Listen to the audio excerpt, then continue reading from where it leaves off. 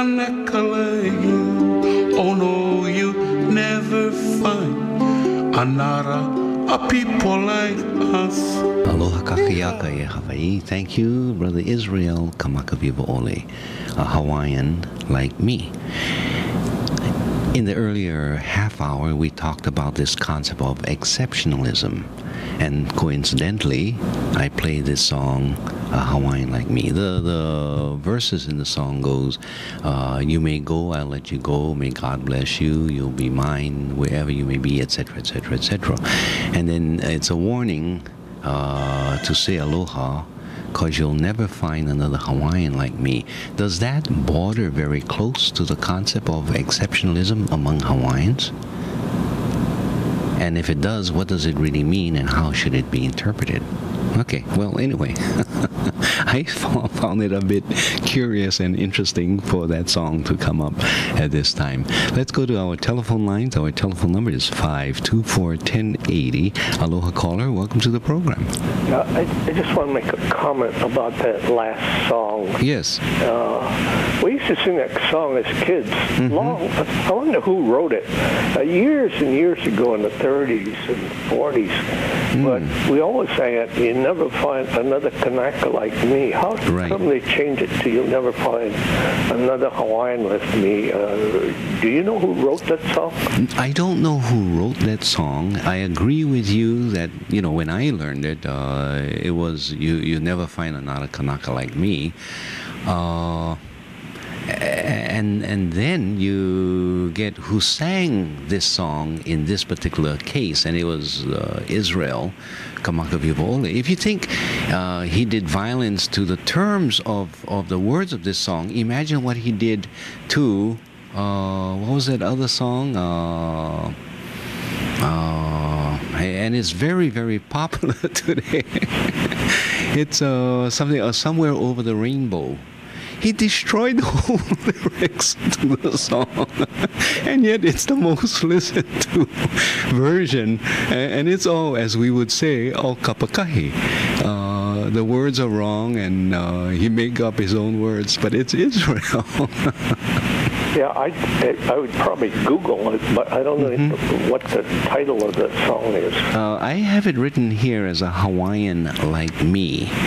And before I used to know it as You May Go, but that's just the first lines. If you went with maybe the first lines of the song or with a Hawaiian Like Me, you may be able to discover that. Yeah, it was just interesting. Yeah, and then after that we would always join that song with a medley of other songs, and every time. Are you still there? Okay, he just hung up on me. Okay, brother.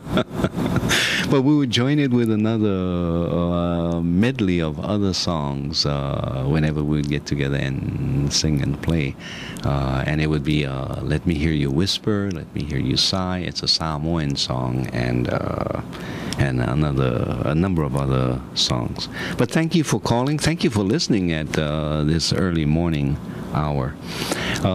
But it comes back to that other question, just in the songs that we sing, is it sort of a reference to that exceptionalism?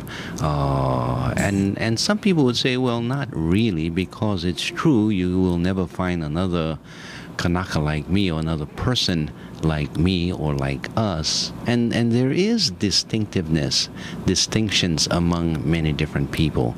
The cultures that we come from, just the physicality, which differentiates one person from another person. So there are differences.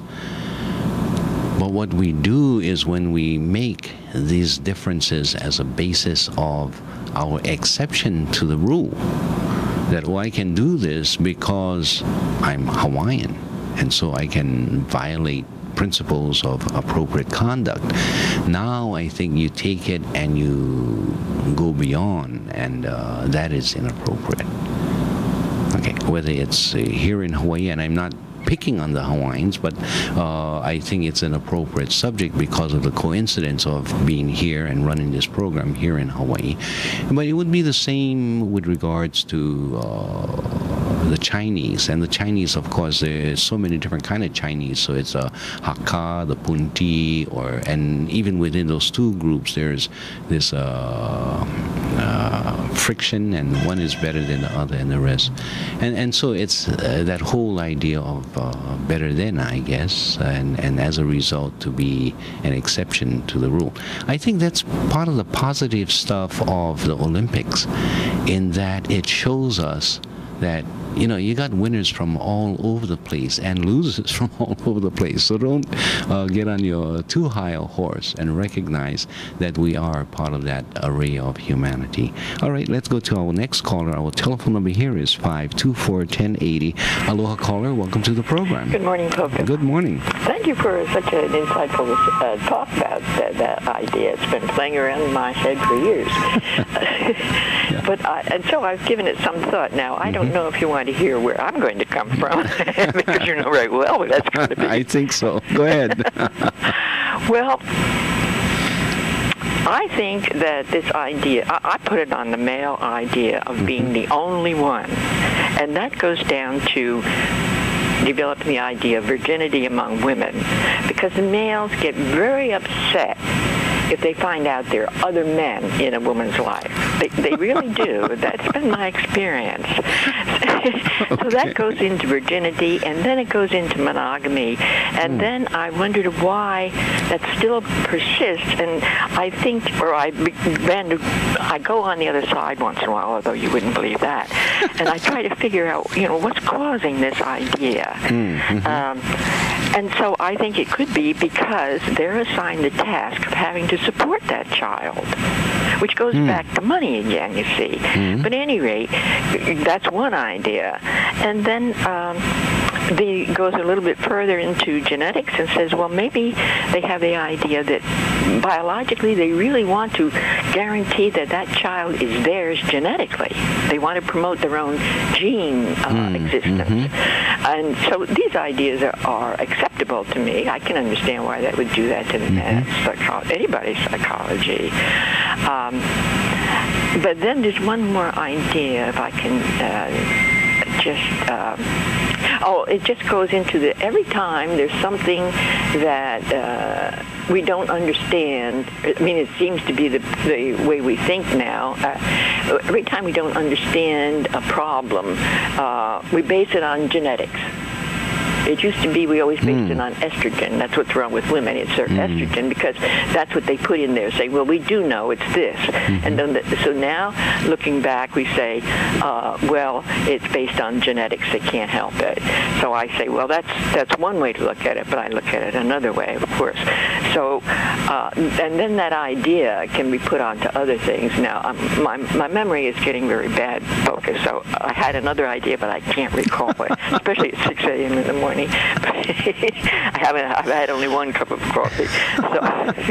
So that's my response to your very insightful talk, and thank you very much for doing that. Okay, thank you for calling, and thank you for listening. Have another cup of coffee. Oh, you know, yes, I will. And you will call back.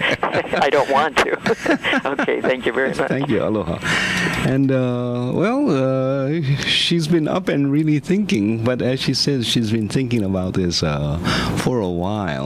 And, you know, the idea of exceptionalism is, when I speak about it, I'm thinking of an exceptionalism that goes beyond appropriateness.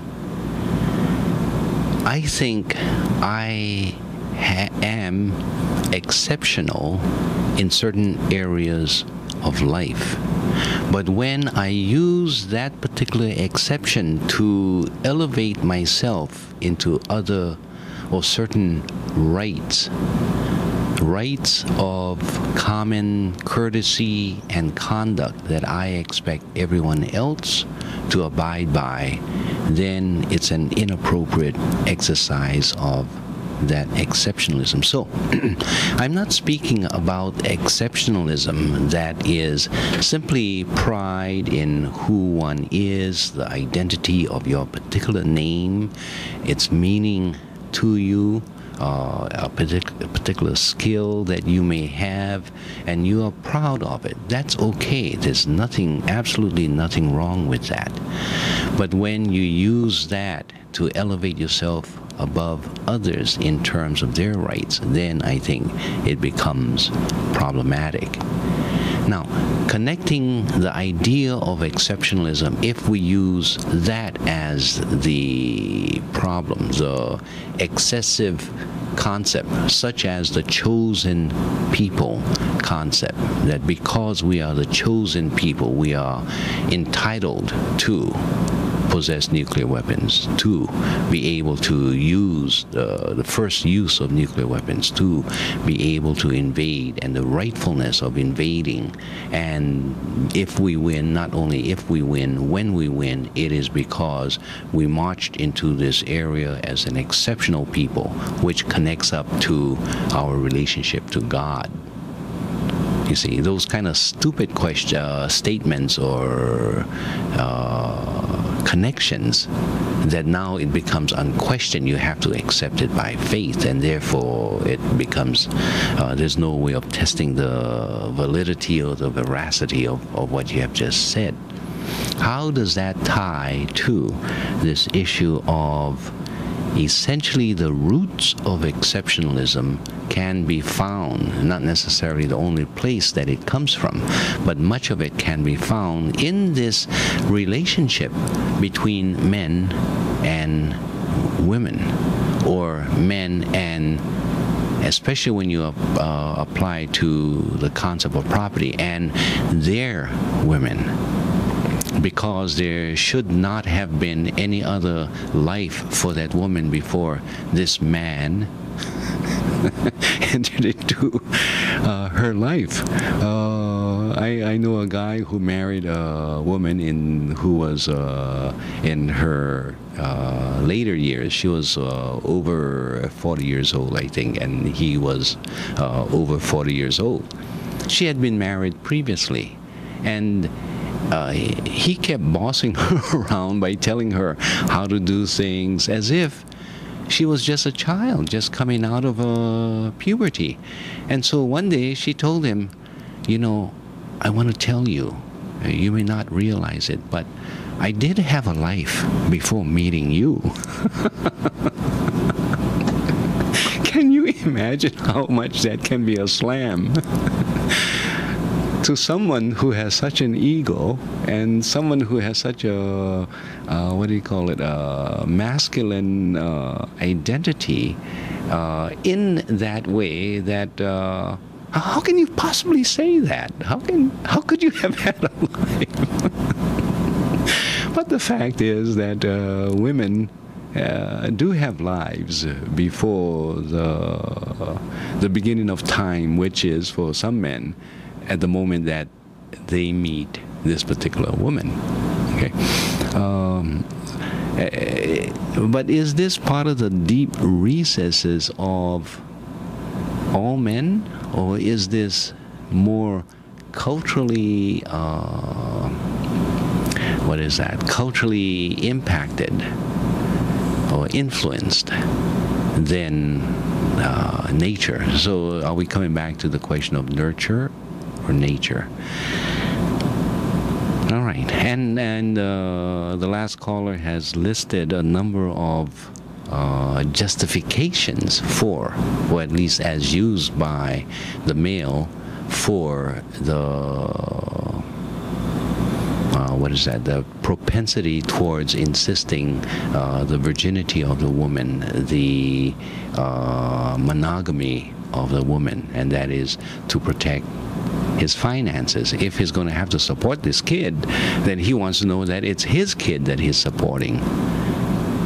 And yet, within the male mindset, that is not necessarily 100% correct, because there are many males who are willing to adopt or accept into their home children of another father.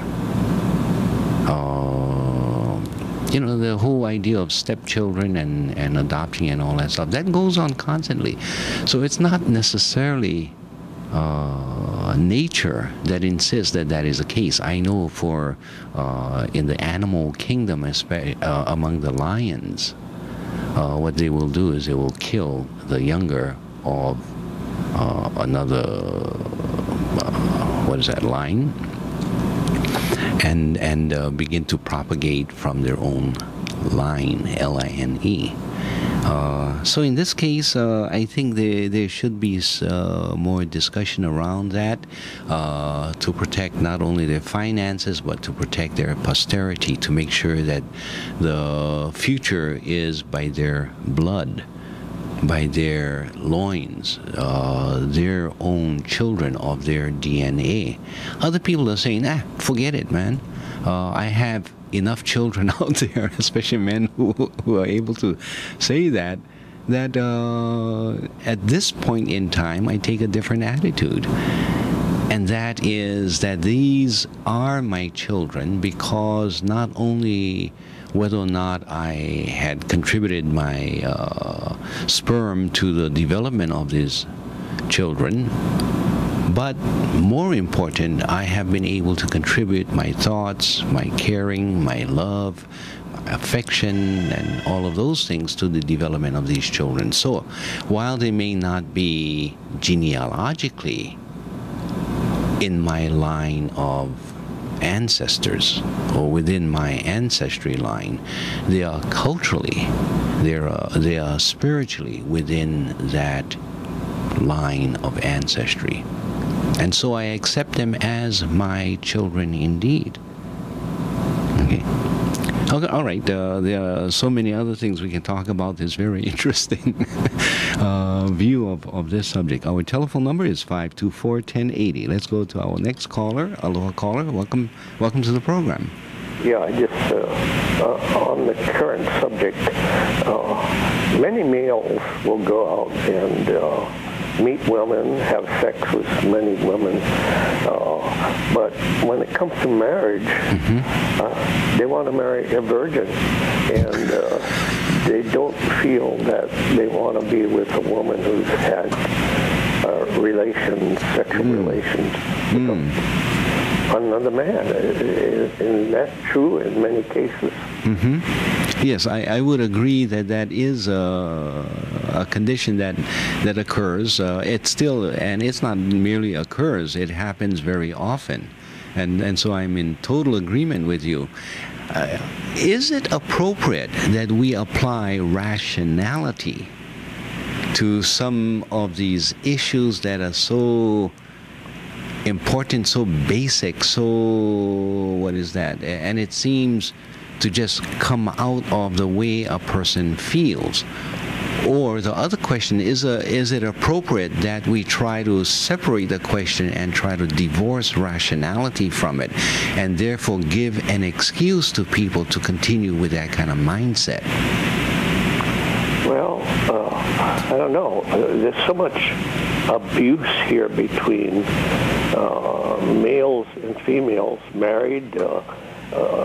Some men who divorce women, you read about that they assault the new boyfriend or the new husband of the woman that they were formerly married, thinking, well, she's having sex with my girlfriend or my ex-wife. And I think sex seems to be an important factor in spousal abuse. And it's not only control, I think it's this other aspect. And I'll hang up and listen to your comments. Okay. All right. Thank you for calling. And first of all, I must disclaim any knowledge or superior knowledge to anyone else on this whole subject. But I think the last caller was exactly on point. How is it that people are able to justify within themselves that this is my, quote, possession, even though I don't have any more title to it? We've gotten a divorce, we've separated, I married someone else, she's married someone else. I just don't like the idea of him being in bed with my ex-wife, and then they get very emotional about it. And that can lead to further violence and all of those things. Is it something that is located not necessarily in sex, but in the mind and in the sense of authority and power? And how does that come about when others do not necessarily carry that? Is it because of the breeding, the peer pressure, the culture that they came from, this idea that the man is supposed to be more powerful than the woman, this idea of possession, of property? And we find it in the songs, especially of the 1940s and 50s and 60s, be mine, and that possessiveness just in the language that we use. Is that part of it? All right, next caller. Aloha caller, welcome to the program. Well, it's me again, folks. You had your other cup of coffee. I'm awake now. Okay. Now, we're starting out with what your first response is. Of course, there are always exceptions to the genetic ideas. That's what disproves the geneticism of the idea, I think. And so, I mean, I married a man like that who, you know, at least didn't express any jealousy that he had. And then going on further, men are not required to be virgins. So what happens to those children that come about those relationships that men are allowed to have? I mean, certainly there are pregnancies that result from that. What has happened to those children? They don't seem to be worried about them. Or those, whatever is correct. Isn't that true?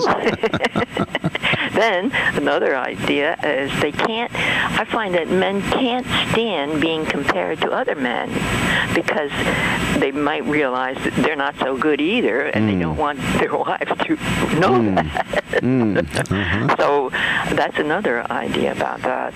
And going into this subject, actually, I've always gone by the idea that to understand something, it contains forgiveness.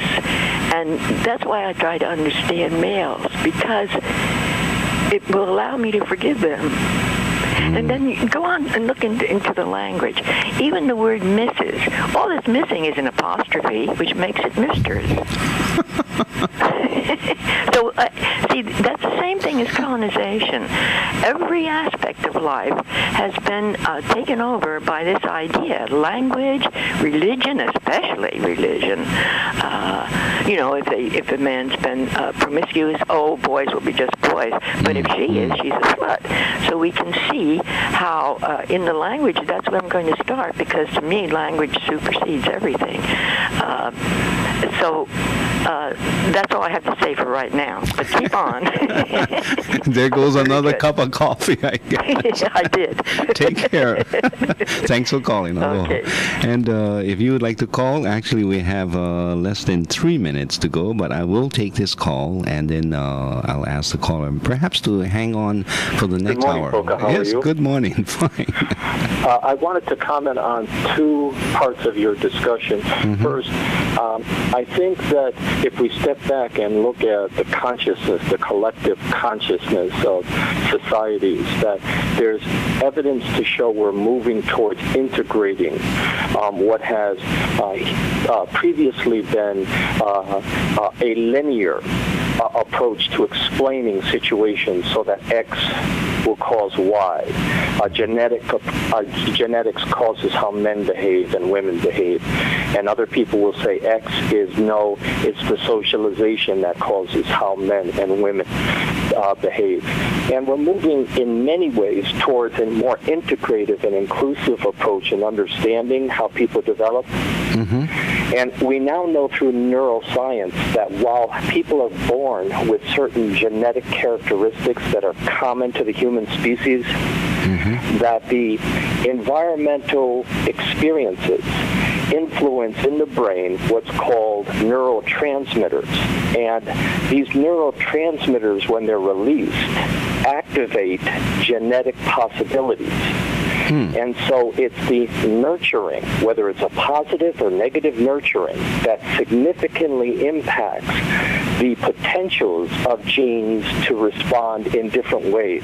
So the argument of nature versus nurture is being really replaced by nature and nurture, the interaction of both. The second point is you may have heard of a term called white privilege in like racial cultural studies. Yes. And I would suggest that people consider how other terms that are similar, for instance, male privilege or cultural privilege. And so cultural privilege results in a very strong and powerful cultural group dominating the discussions. And so when we have a country like the United States who is culturally privileged in many ways, they can help to promote the notion of exceptionalism that you're talking about. Yeah. And when we have a society that's grounded in capitalism that reinforces the male right to wealth and property, then we have male privilege that results in socializing people to think in the ways that we're talking about in this morning discussion. I want to add those 2 points, and after your break, I'll be interested in your reactions. All right. Thank you for calling. And which reminds me that I need to go to a break.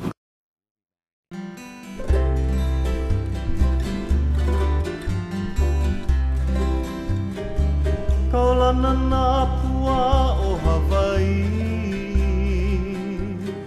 Kupa ama hope o ka aina Iki mai ka elele o ka loko ino Pala pala anunu me ka paka